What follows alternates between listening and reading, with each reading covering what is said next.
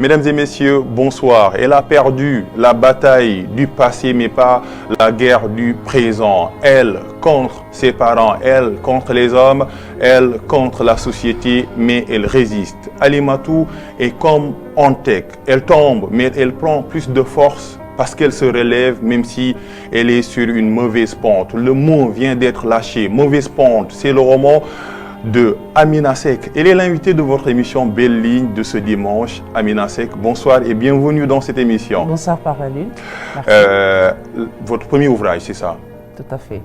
Elle est sur une mauvaise pente. C'est parce qu'elle est une femme, c'est ça, elle n'a pas droit à l'erreur. Exactement, elle n'a pas droit à l'erreur. Et avant même d'être une femme, c'était une jeune fille. Oui, très studieuse même. Très studieuse, très brillante, Oui. Qui faisait la fierté de sa mère. Et puis voilà, le destin. Le destin sera très difficile pour cette fille. Âgée de 18 ans, elle va commettre une erreur fatale. Tout à fait. Être enceinte en étant à l'école. Oui. C'est un cas qui est fréquent. Très fréquent. Et c'est le destin qui est réservé à ces filles qui tombent enceintes à l'âge de 18 ans. Nous, pas exactement le destin réservé à ces jeunes filles-là. Mais elle, c'est un cas à part, parce que déjà, elle tombe enceinte du copain de sa meilleure amie. Et comme je viens de le dire, elle faisait la fierté. C'était comme une arme de guerre pour sa mère. Donc, tomber enceinte à 18 ans, au moment où elle devait amener le bac, Oui. elle amène un enfant. Donc là, c'est une déception. C'est un désastre dans sa famille. Et sa peine ne vaut-elle pas sa trahison? Oui. Un peu, oui.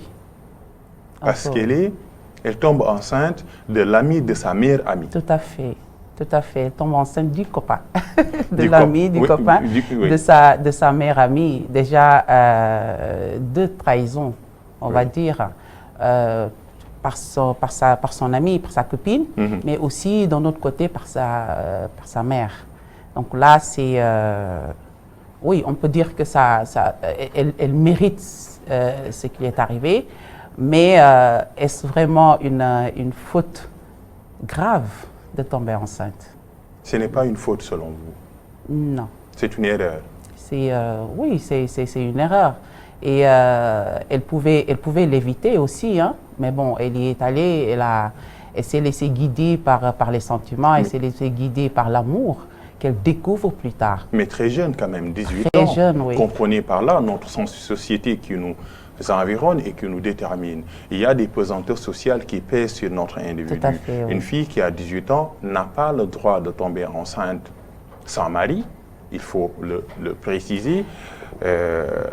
Oui, la réaction sociétale est cynique, sadique. Ah oui, c'est ce qui lui a valu après d'être dans une mauvaise pente. Parce que déjà, moi je dis que même à 40 ans, même à 50 ans, si on n'est pas marié, cette société-là ne va pas nous pardonner d'avoir un enfant sans être marié.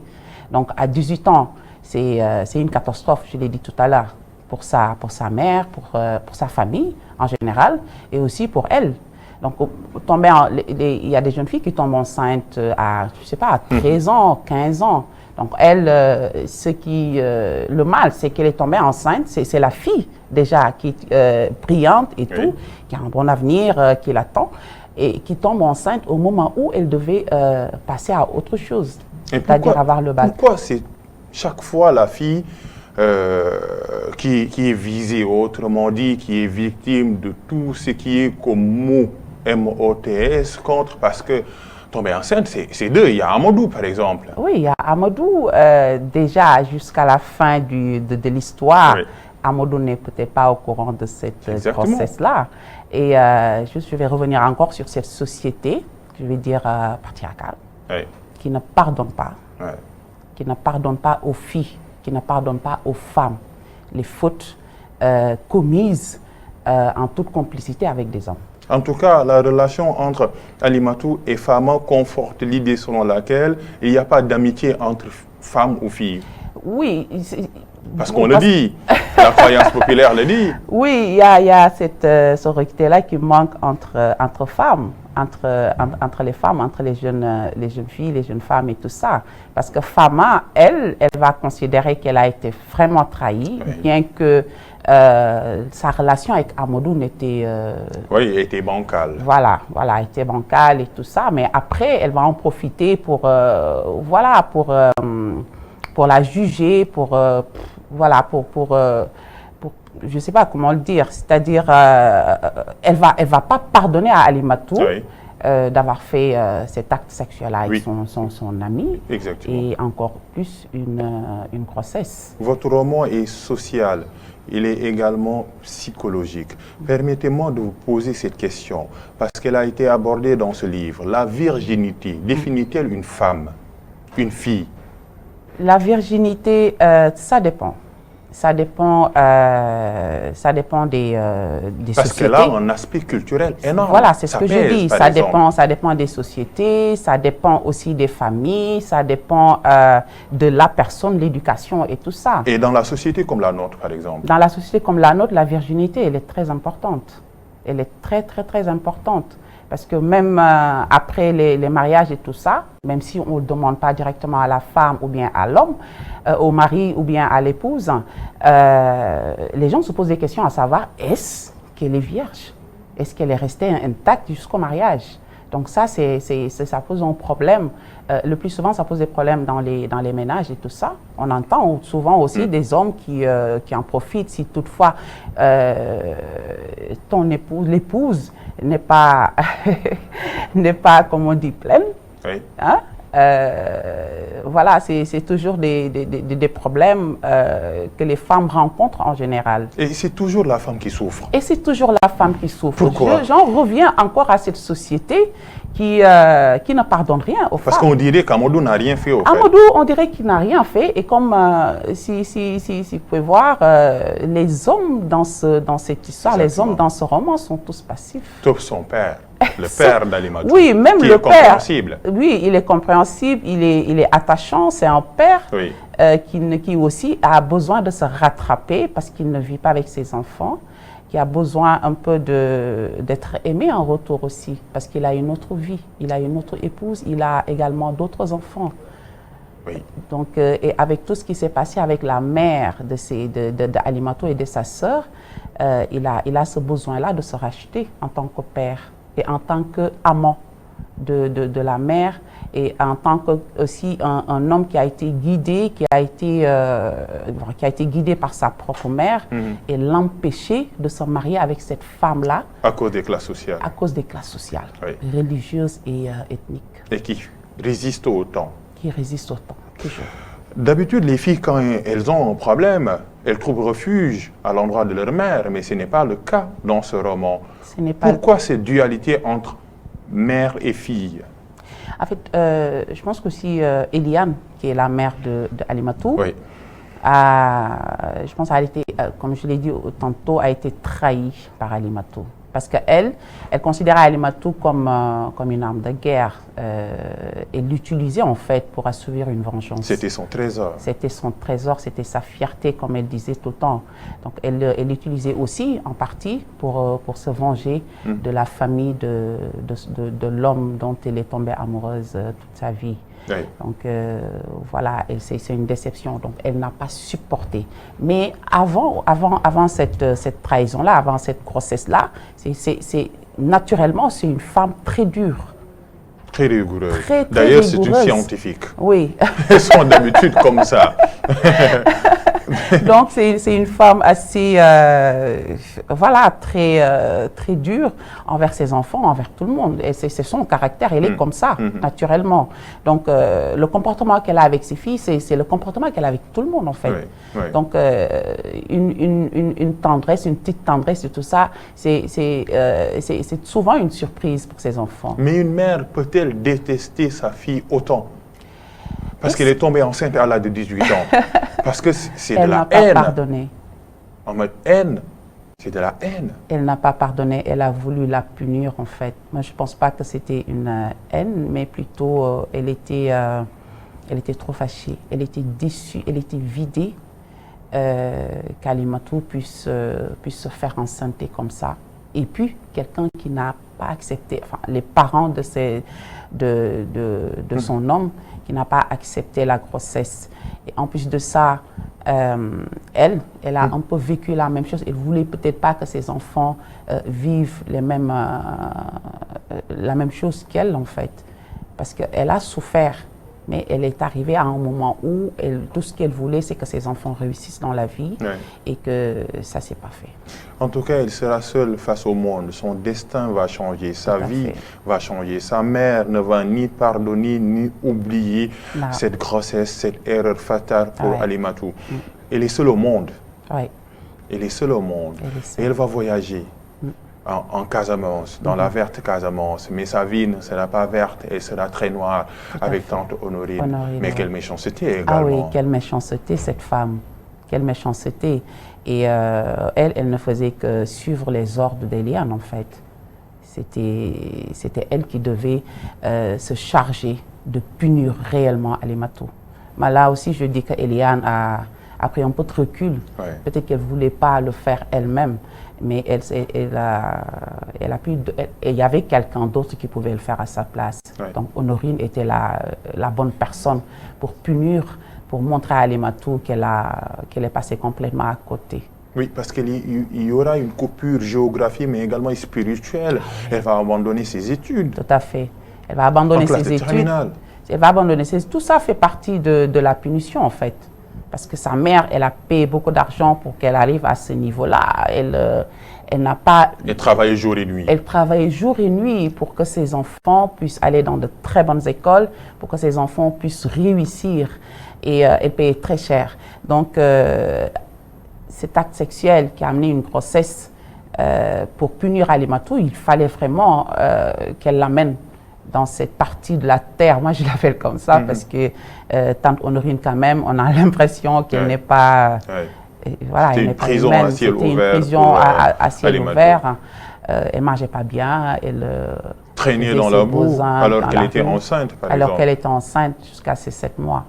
C'était terrible. Est-ce qu'à travers l'histoire d'Alimatou, vous voulez tout simplement montrer, peindre le décor ou bien la vie, le destin de celles qui font une erreur en étant jeunes? Il faut le dire, 18 ans, on est encore sous le joug de l'innocence. Vous savez, je n'arrête pas de le dire, les violences, on subit des violences en général. Et c'est dans la rue, au travail, ou je ne sais pas, quelque part, mais il y a des violences. Je pense que la mère des violences, c'est ce qu'on subit en général dans les familles. Et ça vient des parents, ça vient de la famille en fait. Parce qu'Alimatou, quoi qu'elle puisse faire, elle a subi beaucoup plus de mal au sein de sa famille que dehors, par exemple. Donc là aussi, je voulais revenir sur cette violence-là que les enfants en général subissent au sein de leur famille. Cette histoire est-elle vraie? Non. Elle a été imaginée. De toutes pièces. Mais c'est un réalisme pur qui se dessine à travers ce roman. Surtout parce que, vous le savez autant que moi, vous luttez pour le droit des femmes. Tout à fait. Un combat noble, félicitations. Merci. Mais dans beaucoup de contrées au Sénégal, il y a des jeunes filles qui tombent enceintes. La grossesse en milieu scolaire, sans travail, sans études, sans enfance, sans famille, et c'est le cas pour Alimatou. Effectivement, c'est le cas pour Alimatou. Alors, après cet acte d'amour-là, elle a tout perdu. Elle a perdu jusqu'à sa dignité, elle a perdu ses amis, elle a perdu sa mère. Elle ne lui restait par exemple que son père, et qui n'était peut-être pas présent au moment où elle vivait ces calvaires-là. Donc, juste 5 minutes et tout bascule. Tout bascule. Parce qu'aussi, en général, nous avons aussi une société qui n'a pas cette culture-là de soutenir, en fait. Même si on te soutient très mal. C'est-à-dire que chaque fois, on te répète des choses, tu n'aurais pas dû faire ceci, tu n'aurais pas dû faire cela. Au lieu d'accompagner pour que cette personne-là ne puisse pas refaire les mêmes erreurs, on n'arrête pas de te le rappeler. Et moi, je trouve que c'est très méchant. Désolée de le dire, mais on a une société très méchante quand même. C'est très méchante. On le voit dans le journal intime. Elle décide d'écrire un excellent journal intime pour raconter son passé. Mais je ne considère pas ce journal intime comme étant tout simplement un papier. Je pense que c'est un personnage, cher journal. Un personnage qui lui permet de ne pas tuer son passé. Tout à fait. Tout à fait. Alors, vous devez savoir que l'écriture est une autre forme de thérapie. Oui.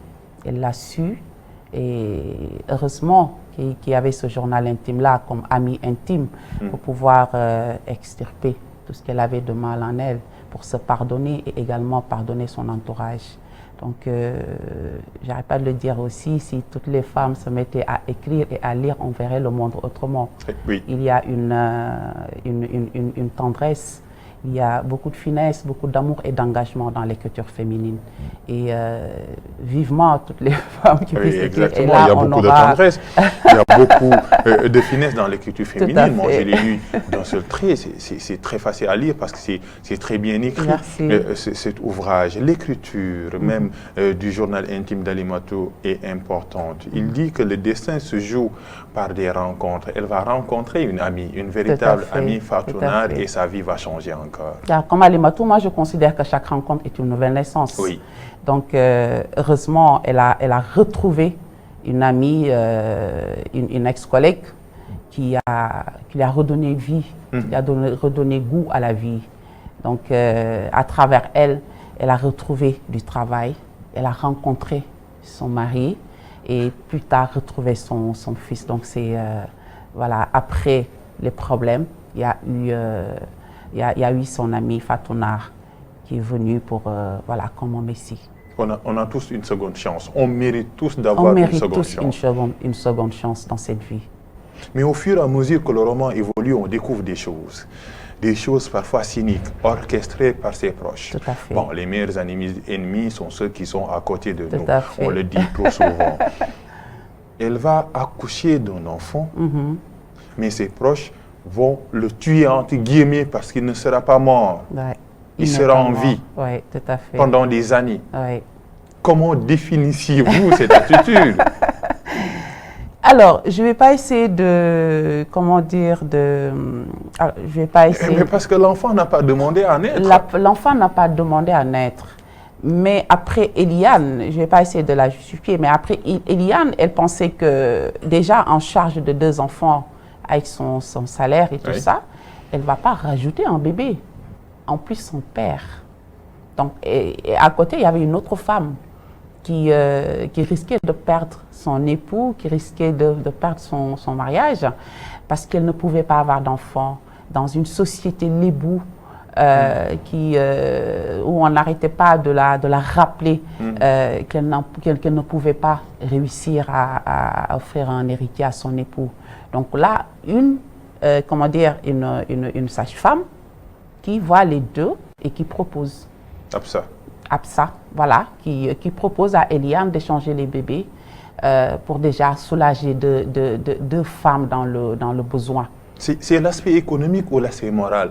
Est-ce que c'est la charge économique ou bien la charge morale? Ne pas regarder, supporter la face d'un enfant né pas dans un mariage. Les deux. Pour Eliane, il n'était pas question d'avoir cet enfant-là chez elle. Pour Eliane, il n'était pas question du tout parce que déjà, elle avait une image à préserver pour ses enfants. Également, l'aspect économique aussi, elle ne pouvait peut-être pas se charger de cet enfant-là. Et pour Absa et pour son ami, il fallait vraiment sauver son ménage avec un enfant. Et voilà, donc il y a les deux. Il y a les deux et c'est toujours les femmes qui ont orchestré tout ça. Oui, exactement. Ce roman se conjugue au féminin. Alimatou va tuer son passé. Elle veut un présent. Elle fait sa mue. Elle fait sa mue à travers le travail. Mais elle hésite parce qu'elle a également une autre histoire, celle avec Souleymane. Souleymane, oui. Une histoire tragique. Très tragique. Qui va finir par la mort de sa mère. Effectivement. Et c'est bien dommage que Eliane soit partie comme ça, elle le dit.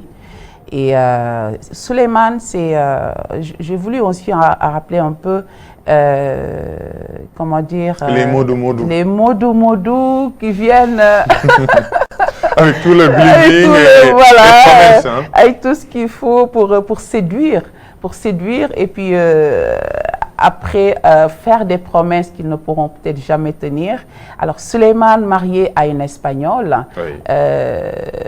qui est tout pour lui, d'ailleurs. Entretenu par une Espagnole. Voilà. Pour être précis. Pour être précise, elle est entretenue par une Espagnole.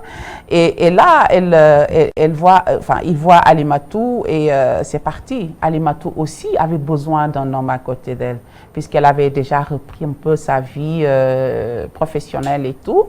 Elle avait besoin d'un homme. Elle rêvait d'un mariage. Alors, ce qui s'est passé a été tragique pour elle, aussi pour sa mère, qui est partie parce que le mariage a été annulé le jour même. Elle sera abandonnée le jour de son mariage. Elle sera abandonnée le jour de son mariage, encore une fois de plus par sa famille et aussi par celui qui devait... Normalement, le mot amour doit traumatiser votre héroïne. Elle a été traumatisée. Elle a été traumatisée, je pense que jusqu'à la fin. Elle n'y croyait plus. Oui. Il a fallu, je ne sais pas si je dois le dire, il a fallu retrouver son enfant pour que tout en elle puisse fonctionner à nouveau. Et voilà. le bel homme, comme par bel ami de Maupassant, le bel homme se nomme Omar. Aimer, c'est un accomplissement. Mais c'est retrouvailles avec son fils. Ces retrouvailles avec son mari, on voit un peu que la dimension masculine du roman se traduit par la fin. Autrement dit, à la fin, on voit un peu que les hommes apparaissent, les bons hommes pour votre héroïne qui a longtemps souffert, et des hommes, un peu cette dualité entre le début et la fin de l'histoire d'Alimatou. Oui, heureusement qu'il y avait Omar. Parce que je pense même que si elle a pu retrouver son fils, Mohamed, c'est parce qu'il y avait Omar qui s'est réellement chargé de cette affaire pour pouvoir mettre une lumière dans cette histoire. Donc ça lui a valu du temps, mais c'était la seule façon pour prouver son amour à son épouse, qui était juste une épouse, mais qui n'était pas une épouse comblée. Et Omar, il avait vraiment besoin de Mohamed à côté d'Alimatou pour pouvoir avoir l'épouse qu'il souhaitait avoir depuis longtemps. Alimatou a enduré d'une belle endurance. Ah oui, c'était une succession de malheurs. Et elle a été très forte aussi, il faut le reconnaître. Ouais. Elle a été très forte, c'était résignée. Quand elle a déménagé à Gadaï, c'est le mot. Donc, elle était partie et elle attendait. Elle attendait sagement le jour de sa mort pour pouvoir, comme elle le dit, rejoindre sa mère pour lui dire qu'elle ne l'a pas tuée parce qu'elle a été accusée d'avoir tué sa mère. Et répète ce mot, j'ai pas tué ma mère, j'ai pas tué ma mère. Elle ne l'a pas tuée. Elle ne l'a pas tuée. Mais on ne peut pas couper le cordon ombilical entre elle et sa mère, le décès de sa mère. Oui, bien sûr, parce que si Eliane, elle avait commencé à se rapprocher de sa fille, à l'accepter. Oui, à l'accepter, parce qu'elle avait un boulot.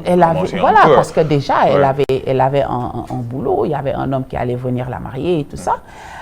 Et puis voilà, le destin qui revient encore très tragique et tout s'arrête encore une fois de plus.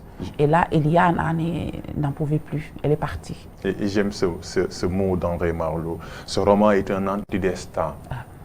C'est un antidestin. Et c'est un roman qu'on doit distiller dans les écoles. Parce que dans les écoles, des cas comme cela, peut-être nous ou bien ceux ou celles qui vont lire ce roman vont se reconnaître à travers cet ouvrage. Des filles studieuses qui font une erreur et c'est toute leur vie qui s'effiloche. Tout à fait. Parce que aussi, comme je vais me répéter, il n'y a pas cette assistance-là pour pouvoir les aider à rebondir, à pouvoir reprendre une vie normale. Parce qu'un enfant, on le porte 9 mois. C'est vrai, après il y a 3 ans d'allaitement et autres, mais après la vie continue. Il faut reprendre, il faut qu'on les aide, il faut qu'on les soutienne, il faut qu'on les montre. C'était une partie de sa vie, mais après ça continue. Mais malheureusement, on n'a pas cette... voilà, c'est bien dommage dans les familles qu'on voit... c'est une société qui n'offre pas de chance c'est une société qui ne pardonne rien, en fait. Qui ne pardonne pas rien aux femmes. Il ne pardonne rien aux femmes. Enfin, elle ne pardonne rien aux femmes. La société sénégalaise, je ne vais pas dire africaine ou autre, mais la société sénégalaise ne pardonne pas. Oui. La société ne pardonne pas, voilà, d'être pauvre, d'être vilaine, excusez-moi du mot, d'être trop riche même, hein, d'être trop belle. La société ne pardonne pratiquement rien si on voit plus clair. Donc, être une jeune fille de 18 ans, après avec une maman qui se sacrifie pour ton avenir, et voilà, avec tout ce qu'elle a pu vivre pour que vous soyez bien, entre guillemets, et que tout ce que cette fille-là trouve à faire, c'est de tomber enceinte déjà de quelqu'un qui n'a pas reconnu la grossesse. Ça, la société ne va jamais pardonner. Et c'est bien de terminer avec l'espoir. C'est ton choix. Oui, c'est un choix parce que pour moi... parce que ce roman pouvait se terminer autrement. Ah oui, bien sûr. Bien sûr. Bien sûr, mais j'ai tenu quand même qu'il y ait une belle fin pour Alimatou. J'étais très attachée à elle, aussi à Fatounar, hein, qui a également... un personnage extraordinaire. Oui, Fatounar, c'est un personnage extraordinaire, déjà né dans la rue à Ponty un soir, d'une mère malade mentale, et qui a après été, comment dire, été confiée à son oncle. Et la partie qui m'a le plus touchée, c'est quand sa mère venait tout le temps la voir, qui criait, qui pleurait pour voir sa fille, bien que elle n'avait pas toute sa raison, et également sa mort tragique par accident. Donc, elle a su aussi relever ces défis-là pour pouvoir arriver également à ce niveau-là. C'est juste pour dire que, quel que soit son quotidien, quelle que soit sa vie, on peut voir la lumière. Oui, si on le veut bien. Remonter la pente, c'est possible. Et c'est si difficile de réussir pour une femme. On prend l'exemple de Fatounar, on prend l'exemple d'Alimatou, et même de la mère d'Alimatou Eliane. C'est difficile de réussir quand on est une femme.